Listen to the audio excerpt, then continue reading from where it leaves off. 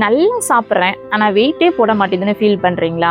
நடக்கும்போது ஜாயின்ஸ்ல ஒரு சத்தம் கேக்குதா? எப்பயுமே ஒரு விதமான பதட்டத்தோட பரபரப்பா நிறைய தாட்ஸ் வருதா?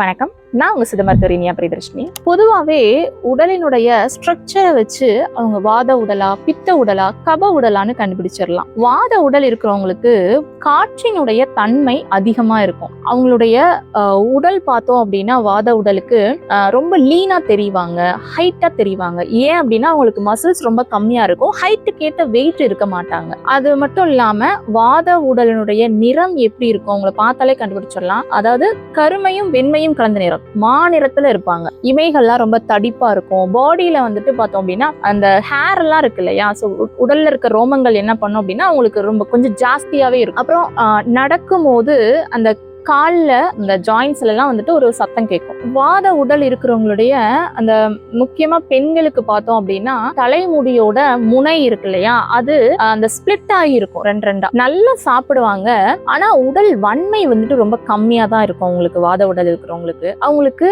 இனிப்பு, புளிப்பு, உப்பு இந்த சுவைகளும் சூடான உணவுகள்ல விருப்பமும் அதிகமா இருக்கும். ரொம்ப பரபரப்பா இருப்பாங்க, பதட்டமா இருப்பாங்க, ஒரு இடத்துல இருக்க மாட்டாங்க, ஏதாவது ஒண்ணு பண்ணிட்டே இருப்பாங்க. ஒரு வேலை பண்ணிட்டு இருக்கும் போதே இன்னொரு வேலையும் ஞாபகம் வரும், அந்த வேலையும் சேர்த்து பண்ணுவாங்க, அடுத்தது இன்னொன்னு வரும். சோ இப்படி அவங்களுடைய வேலைகள் வந்துட்டு ஒரு விஷயத்த மட்டும் அவங்க பண்ண மாட்டாங்க, நிறைய தாட்ஸ் வந்துட்டே இருக்கும். ஏன்னா அவங்களுக்கு ஒரு ஆசிலேஷன் வந்துட்டு இருந்துட்டே இருக்கும் மைண்ட்ல. ஒரு பிசிக்கலா மட்டும் இல்லாம மைண்டுமே பார்த்தோம் அப்படின்னா ஒரு விஷயத்த யோசிக்கிறாங்க, செய்ய நினைக்கிறாங்க அப்படின்னா அதை ப்ராப்பரா அதை செய்ய முடிக்க மாட்டாங்க. அடுத்த ஒரு விஷயத்துக்கு போவாங்க, அடுத்து வேற ஒரு விஷயத்தை பத்தி திங்க் பண்ணுவாங்க. இப்படி பண்ணா இப்படி இருக்கும். ஒரே விஷயத்துக்கு நிறைய சொல்யூஷன், அவங்களுக்கு ஒரு கன்ஃபியூஷன், ஒரு ஆசிலேஷன் இருந்துட்டே இருக்கு. இதுக்கு என்ன காரணம் அப்படின்னா ஆல்ரெடி சொன்ன மாதிரி இந்த வாத உடலுக்கு காற்றினுடைய தன்மை அதிகமா இருக்கிறதுனால காற்று எப்படி அலைபாஞ்சிட்டே இருக்கோ இதே போலதான் அவங்களுடைய எண்ணங்கள், மனம், உடல் எல்லாமே ஒரு இடத்துல இருக்கவே மாட்டாங்க. இது எல்லாமே வாத உடலினுடைய தன்மை. பித்த உடலினோட தன்மை பத்தி